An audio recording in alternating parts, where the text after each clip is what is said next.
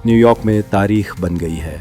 जब न्यूयॉर्क के मेयर पद के उम्मीदवार ज़ोरान ममदानी न्यूयॉर्क शहर के डेमोक्रेटिक मेयर पद के प्राइमरी में अपनी कामयाबी का जश्न मना रहे हैं,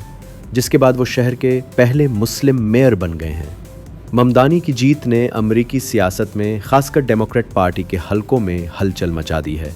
क्योंकि उन्होंने न्यूयॉर्क के साबिक गवर्नर एंड्रयू कुओमो को शिकस्त दी है, जो कि काफ़ी दौलतमंद थे। इस नौजवान डेमोक्रेट ने सस्ता मकान और मजदूर तबके की मदद पर आधारित मुहिम के जरिए वोटरों को मुतासिर किया और इसे न्यूयॉर्क में एक नए दौर की नई सुबह करार दिया। मगर सबसे अहम बात यह है कि 33 साला सोशलिस्ट डेमोक्रेट के फिलिस्तीन और इजराइल के बारे में बोल्ड राय उन्हें कुओमो और पार्टी की रवायती लाइन से अलग करती है। अपनी पूरी मुहिम के दौरान ममदानी को फिलिस्तीनियों के लिए अपने खुले समर्थन की वजह से इजराइल के हामी तजिज़िया निगारों की सख्त तनकीद का सामना करना पड़ा। ममदानी ने खुलेआम कहा है कि अगर इजराइल के वज़ीर आज़म बेंजामिन नेतन्याहू न्यूयॉर्क आएंगे तो वो मेयर होने की हैसियत से उन्हें गिरफ्तार कर लेंगे, जो कि इंटरनेशनल क्रिमिनल कोर्ट ICC की जानिब से नवंबर 2024 में जारी किए गए गिरफ्तारी वारंट के मुताबिक होगा।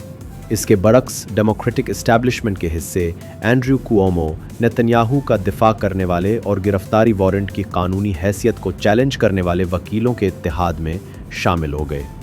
न्यूयॉर्क शहर में इजराइल के बाहर सबसे बड़ी यहूदी आबादी और एक बड़ा मुस्लिम तबका रहता है।